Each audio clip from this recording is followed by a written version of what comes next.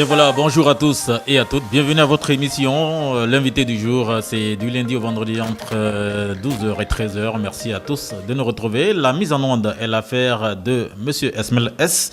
À la parlotte de cette émission, vous avez la voix de Sylvain Oga le Cavalier, assisté de Miss Sandrine Quadio. Merci encore à tous de nous retrouver. Notre invité du jour est bien sûr Dr Diamana. Dr Diamana, je rappelle qu'il est marié, père de 6 enfants. Il est évangéliste et il a également un ministère. Docteur Diamana, bonjour, bienvenue. Bonjour, bien-aimé, merci. Merci encore à vous d'être là et d'avoir répondu à notre appel. C'est nous qui vous remercions de nous tendre le micro et de nous permettre de nous adresser à l'ensemble de vos internautes, l'ensemble des auditeurs de cette radio. D'accord, docteur Diamana, vous êtes DG du groupe Diamana et vous êtes biomédecin. Mais déjà, on va poser la question qui est à savoir, qu'est-ce que la biomédecine ? Merci. Permettez d'entrer que nous sommes, je veux dire, dans cette nouvelle année que j'adresse mes vœux les meilleurs à l'ensemble des internautes, des spectateurs, des auditeurs de cette radio-télé. Et la Côte d'Ivoire et l'ensemble donc de tous ceux qui nous suivent. Je suis biomédecin-chercheur, je suis directeur général du groupe Diamana. La biomédecine, c'est la science par excellence qui n'utilise que des éléments naturels obéissant à des ratios scientifiques pour venir à bout des pathologies, qui donc, à partir de ces éléments naturels, pour des résultats exacts, utilise ce que nous avons en médecine classique comme l'imagerie médicale, l'échographie, la radiographie, des éléments d'ailleurs que j'ai dans mes locaux, et donc dans mon cabinet, qui utilisent un laboratoire de biochimie sanguine en vue de faire des prélèvements, parce que nos traitements, en partie, sont personnalisés et nous avons besoin des résultats exacts du sujet avant d'administrer le protocole thérapeutique. Là, la biomédecine, le biomédecin, c'est un homme, une femme qui donc maîtrise la médecine, mais qui n'utilise que des éléments naturels en s'appuyant sur des ratios scientifiques pour atteindre l'objectif. D'accord. Parlons de cela. Est-ce que vous êtes en accord parfait avec l'OMS, docteur ? Bien sûr, je veux dire, l'OMS se définit d'abord comme l'Organisation mondiale de la santé. Je ne sais pas ce qu'on attend par accord, mais tous ceux qui travaillent dans la santé, qui apportaient des résultats, évidemment, devaient être soutenus par l'OMS, puisque sa vocation, la vocation de l'OMS, c'est le bien-être de l'humanité. C'est pour ça qu'elle s'appelle l'Organisation mondiale de la santé. Donc, dans le monde entier, cette structure coiffe tous ceux qui travaillent dans ce domaine. Mais quand on est chercheur comme moi, qu'on affronte le Covid, on affronte le diabète, on affronte l'hypertension, on affronte l'insuffisance rénale, je pense que c'est évident, il doit y avoir une symbiose parfaite. Moi, en tout cas, j'ai fait mon travail, j'apporte des résultats et qui ne sont pas spéculatifs. On va en parler le long de cet échange. Voilà. J'allais vous le dire, voilà. on va y revenir juste après dans cet échange. Mais déjà, combien de temps Dr Diamana exerce le métier de biomédecin ? Je suis chercheur depuis 17 ans. Je me suis appuyé sur 2 segments importants. Il est très capital que d'entrer. L'ensemble des internautes et des auditeurs le sachent. D'abord, je suis parti sur la donne selon laquelle l'Afrique est dite berceau de l'humanité. Vous savez que la métaphore de berceau nous renvoie à que la première naissance s'est effectuée ici en Afrique. Donc je me suis dit que scientifiquement parlant, la maladie est un dysfonctionnement organique qui jalonne le quotidien de l'homme. Donc autant le véhicule va au garage, l'homme dans son quotidien va à l'hôpital, va rencontrer un praticien pour sortir des bobos, des pathologies dont il est sujet. Alors la question que je me pose, je me dis, si l'Afrique est dite berceau de l'humanité, nous sommes tous d'accord sur cette thèse selon laquelle les premiers hommes sont nés ici en Afrique. Oui. Alors à Bamako, à Nouakchott, à Kinshasa, à Harare, je veux dire à Ouagadougou, à Abidjan, à Yamoussoukro, quand des gens à 1200, 1300, avant le brassage racial né de la colonisation étaient malades, qu'est-ce qu'ils utilisaient ? La médecine naturelle, bien sûr. Bien sûr. Avec les plantes. Merci. Donc, c'est ça. Oui. C'est ce qui a orienté et fondé mes recherches. Ma singularité étant prédicateur de l'évangile, je me suis appuyé sur Somme 104, verset 14. Et Dieu m'a répondu que pour dire, dans la nature, il y a mis des plantes pour le service de l'homme. Et pour chaque pathologie, il y a une solution. À partir de là, j'ai souscrit à cette thèse qu'il n'y a pas de maladie incurable. Ah oui. Mais si c'était, je veux dire, des propos sans impact, je ne serai pas à ce niveau parce que ça fait 17 ans que je le dis. Voilà, donc l'Afrique étant le berceau de l'humanité, et donc Dieu ayant mis des plantes dans la nature pour le service de l'homme, voilà, j'ai engagé des travaux de recherche et je me suis singularisé sur ces pathologies déclarées incurables. Le VIH, le cancer, le diabète, l'hypertension, l'insuffisance rénale, la colopathie, l'ulcère. Et puis depuis le 15 mars, j'ai mis la cerise sur le gâteau avec le Covid-19.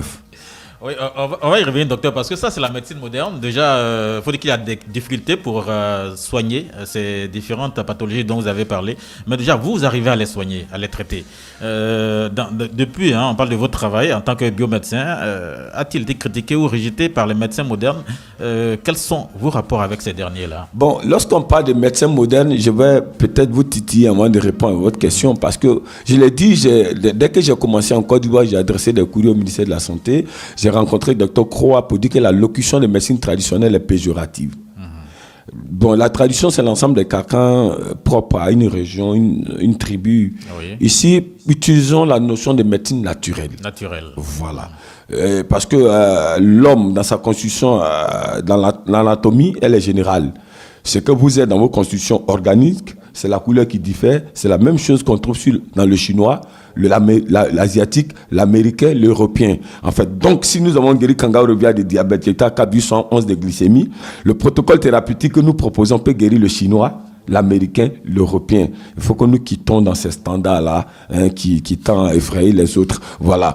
Donc, ce qui a une valeur absolue scientifique sur l'ivoirien, sur le malien, sur l'africain, a même d'éradiquer la pathologie du chinois, si la maladie est similaire de l'européen et de l'américain. Revenons à la question.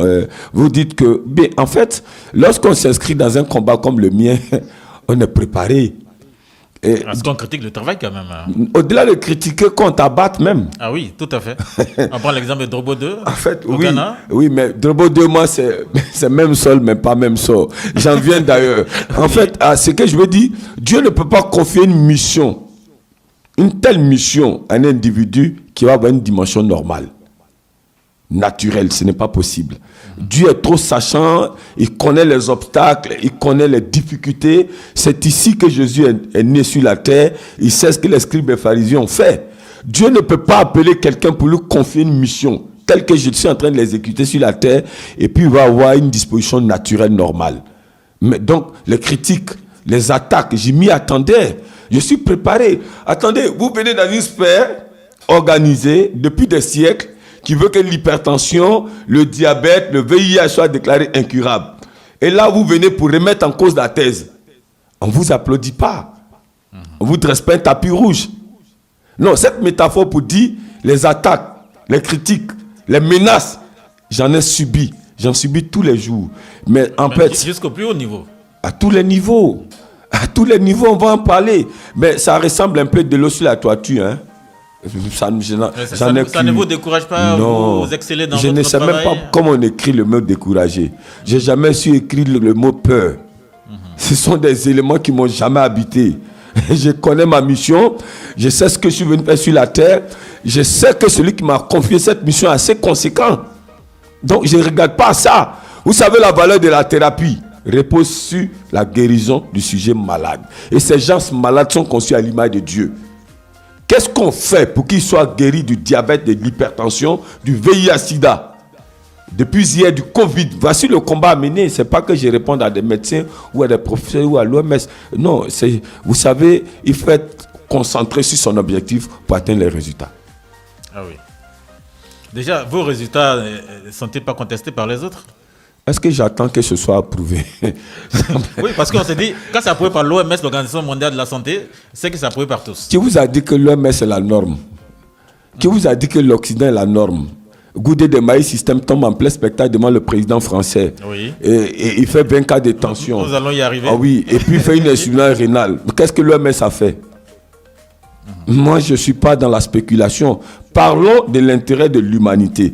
Qu'est-ce que la thérapie de Dr Diamana apporte sur les humains conçus à l'image de Dieu qui traînaient depuis 50 ans Amarel, Coviram, Tritazide, Bipateres, des insulines?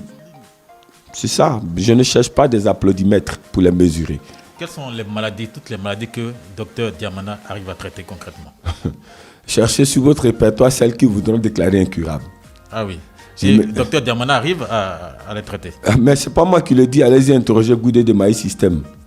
Allez-y interroger Kamani Nkobe, le président du Conseil africain du tourisme sud-africain de par sa nationalité, qui représentait toute l'Afrique australe à l'ONU.